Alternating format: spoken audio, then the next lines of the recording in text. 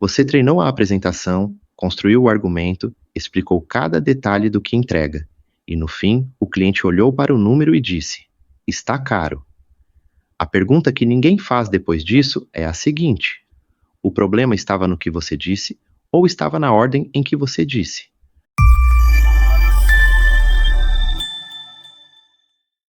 Existe um mecanismo que opera no cérebro do seu cliente antes de qualquer argumento seu chegar.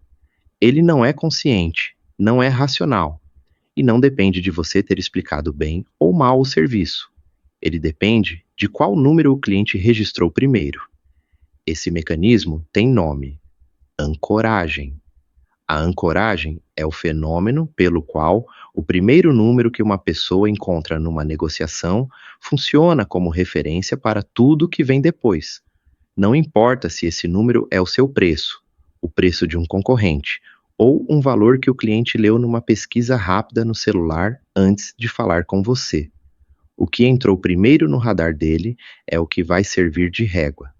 Quando o seu preço real aparece depois de uma âncora menor, ele parece grande. Quando aparece depois de uma âncora maior, ele parece razoável. O serviço é o mesmo.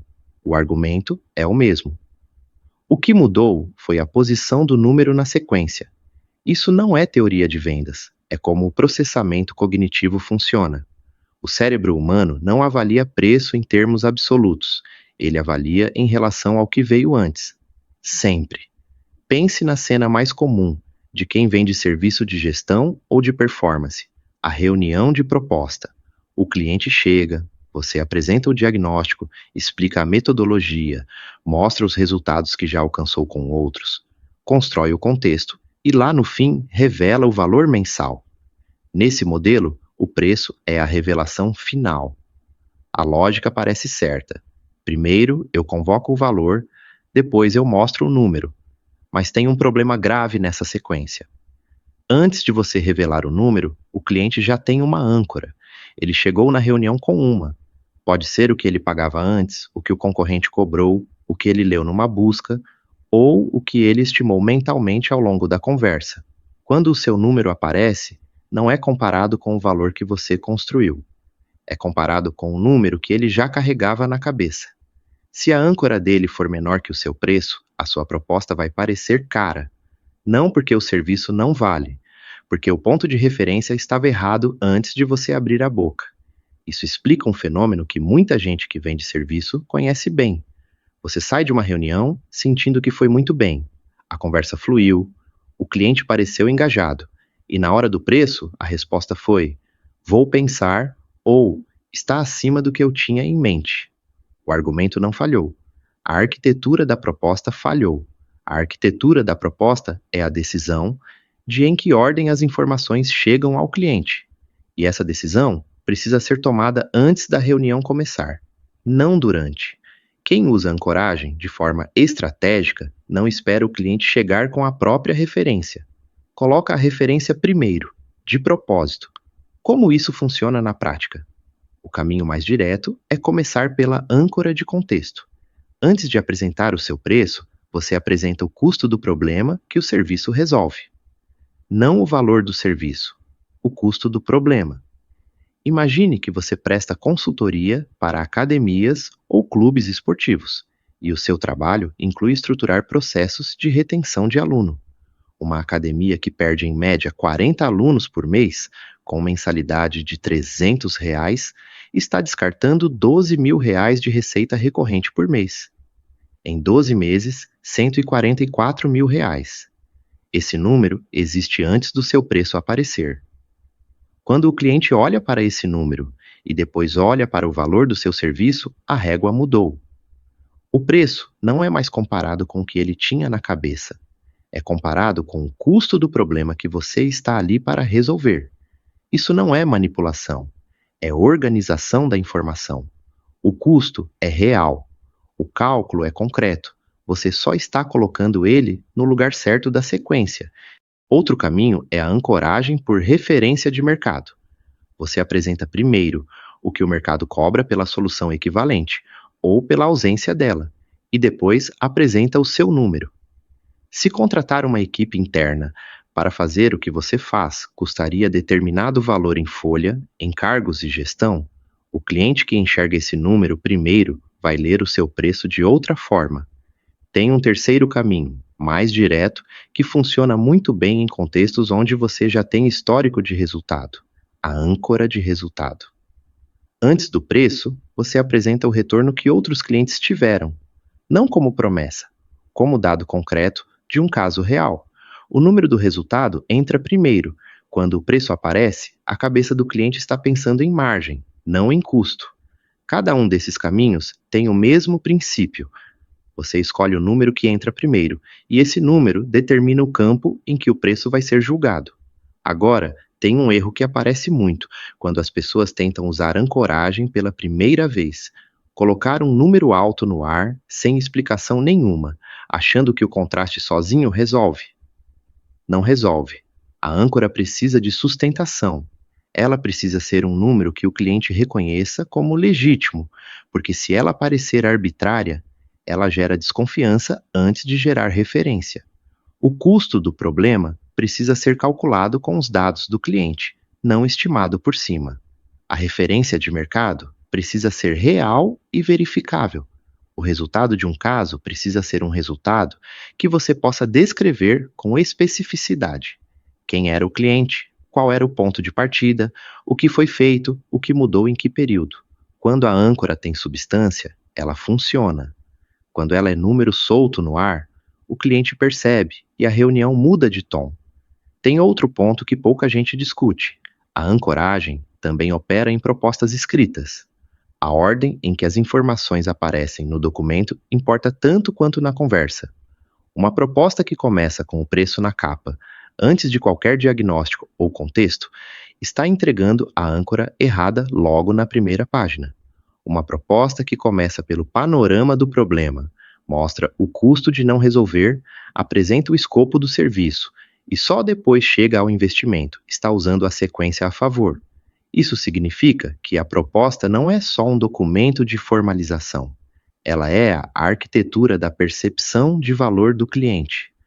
Cada seção, cada número, cada ordem de aparição é uma decisão que afeta como o preço vai ser lido.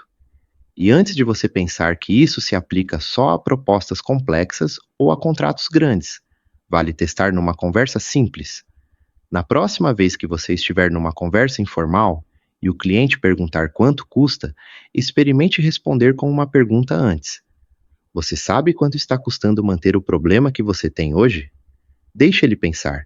Às vezes ele nem tem o número, e quando você ajuda ele a construir esse número, o seu preço aparece em outro contexto completamente diferente. O fio que fica daqui é este. Você já está usando ancoragem. A questão é se está usando de forma consciente ou deixando o cliente usar a dele, no lugar da sua. Até aqui, o ponto é que a sequência em que os números chegam ao cliente determina como o preço é lido, mas tem uma camada abaixo disso, que é onde a maioria perde a venda sem nem perceber.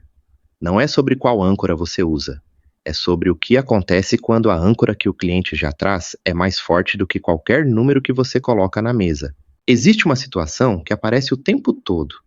Você estruturou a sequência direito, apresentou o custo do problema, colocou o preço no contexto certo e ainda assim o cliente voltou para o número dele.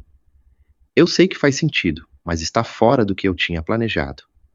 Isso não é falha de argumento, é colisão de âncoras. O cliente não chegou vazio, ele chegou com uma referência que ele construiu antes de te conhecer. Pode ter sido uma conversa com alguém da área, um artigo que leu, um orçamento de um serviço similar que não tinha nada a ver com o que você faz.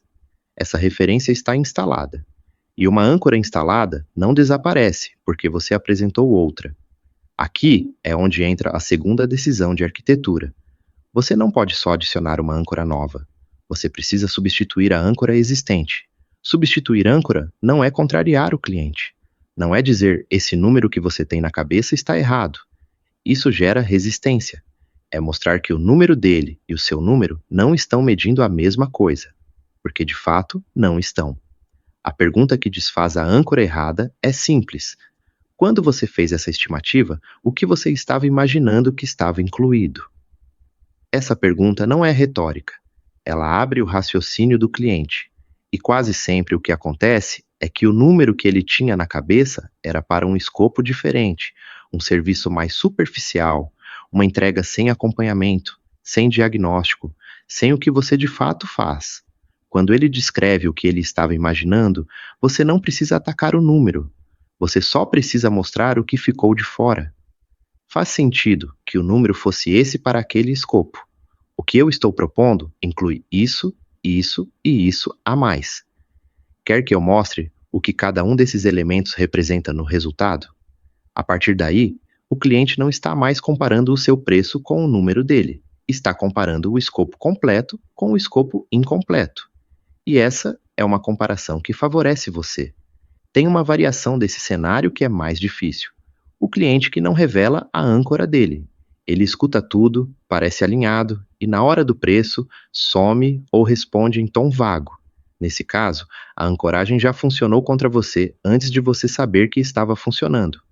A âncora dele estava lá, em silêncio, e o seu preço foi julgado por ela sem que você pudesse intervir. A forma de lidar com isso não é durante a proposta, é antes. Em algum ponto da conversa de diagnóstico, antes de você montar qualquer proposta, uma pergunta como: você já chegou a pesquisar ou conversar com alguém sobre isso antes? Traz à superfície o número que ele carrega. Não para você se posicionar em relação a ele naquele momento, mas para você saber com o que está lidando quando for montar a sequência. Esse mapeamento da âncora do cliente é parte do trabalho que acontece antes da proposta existir. É informação de diagnóstico, não de negociação. Agora, a virada, que é onde o entendimento muda de nível. A maioria de quem vende serviço trata a resistência ao preço como um problema de convencimento. O cliente disse que está caro, então eu preciso convencer melhor.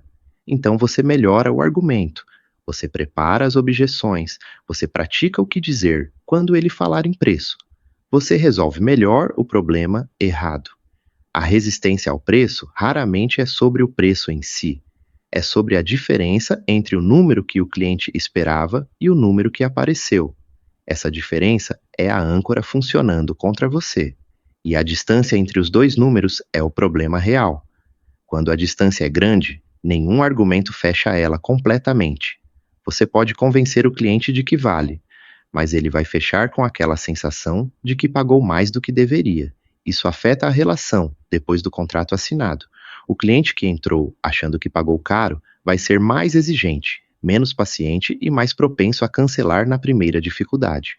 A ancoragem bem feita não serve só para facilitar o fechamento. Ela serve para o cliente entrar no serviço com a percepção certa do que o investimento representa. Isso muda a qualidade da relação de trabalho inteira.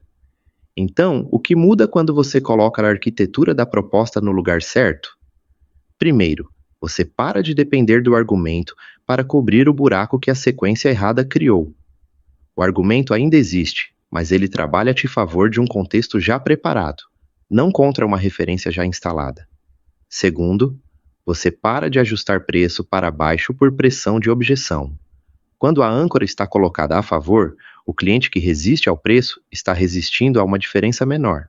A conversa de ajuste, quando acontece, é sobre escopo, não sobre desconto. Terceiro, você começa a perceber que clientes que fecham com a percepção certa de valor são clientes melhores para trabalhar. Eles sabem o que pagaram, sabem o que esperar, e quando o resultado aparece, eles reconhecem. Isso é o que muda quando a ancoragem deixa de ser um recurso de momento e vira uma decisão de como você estrutura a entrada de todo cliente novo. Não é sobre qual argumento você tem, é sobre onde você começa. O cliente não resiste ao preço que você cobra, ele resiste à diferença entre o número que ele esperava e o número que apareceu. E quem colocou o número que ele esperava, na maioria das vezes, não foi você. Mude onde você começa, e o que o cliente enxerga no final muda junto.